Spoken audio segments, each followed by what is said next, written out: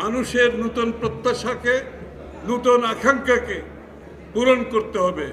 সাথে সাথে গণতন্ত্রকে এগিয়ে নিয়ে যাওয়ার জন্য যে সংগ্রাম, সেই সংগ্রাম শেষ হয়নি। সেই সংগ্রাম শেষ হবে যে জনগণের মালিকানা ফিরিয়ে দেওয়ার মাধ্যমে। মালিকানা ফিরিয়ে দেওয়ার একমাত্র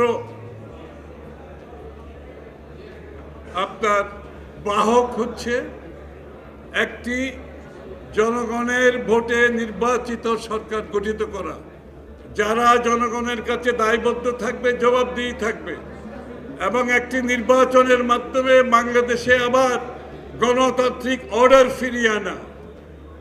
সেই গণতান্ত্রিক অর্ডার ফিরিয়ে আনার ক্ষেত্রে, নির্বাচনের ক্ষেত্রে যে সমস্ত ষড়যন্ত্র করার চেষ্টা করা হচ্ছে, সেটা বাংলাদেশের জনগণ মেনে নেবে না।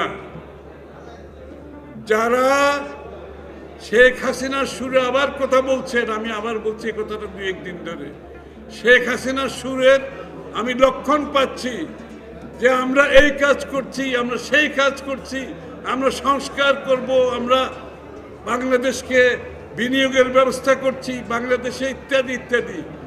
এই সমস্ত গল্প শুনেছি শেখ হাসিনার কাছ থেকে।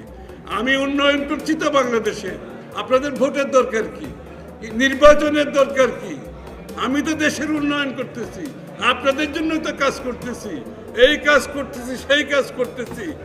এই সব বলে বাংলাদেশের মানুষের সব অধিকার শেখ হাসিনা কেড়ে নিয়েছিল, ভোটাধিকার সহ কেড়ে নিয়েছিল। আবার মনে হচ্ছে এরকম একটা সুর কেন জানি বাজতে শুরু করেছে যে আমরা এইটা সেটা করছি, আমরা না চলে গেলে রাজনীতিবিদরা এই কাজগুলো করবে না, এগুলো পরিপূর্ণভাবে শেষ করতে হবে। সরি, এটা আপনাদের দায়িত্ব না, এটা দায়িত্ব আগামী দিনের বাংলাদেশ এর মানুষ যাদেরকে নির্বাচিত করে সংসদে পাঠাবে, এটা তাদের দায়িত্ব, আপনাদের দায়িত্ব না। এটা ভুলে যাবেন না। গণতন্ত্র ফিরিয়ে দিন, ভোটাধিকার ফিরিয়ে দিন, এবং দ্রুত নির্বাচনের দিনকাল ঘোষণা করুন। বাংলাদেশের মানুষ তাদের নির্বাচিত প্রতিনিধির মাধ্যমে সংসদ গঠন করবে, সরকার গঠন করবে, যারা বাংলাদেশের মানুষের সেটা বাস্তবায়ন করব।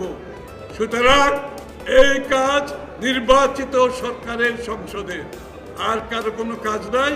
এই মেসেজটা পরিষ্কারভাবে বুঝে নেওয়া দরকার।